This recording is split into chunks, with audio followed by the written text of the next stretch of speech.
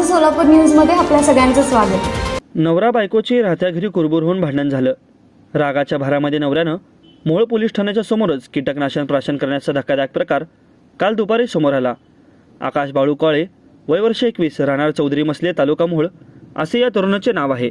यातील कीटकनाशक प्राशन केलेला हा आकाश कुटुंबासमवेत मोहोळ तालुक्यातील मसले चौधरी येथे राहतो। दुपारी त्याची बायकोशी कुरबुर झाली।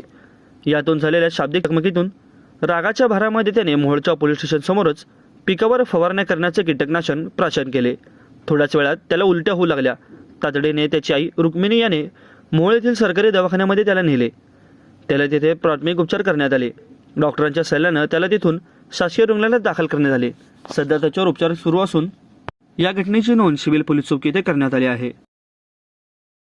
माझं सोलापूर न्यूज या यूट्यूब चॅनलला सबस्क्राईब करा आणि बेल आयकॉन प्रेस करायला विसरू नका।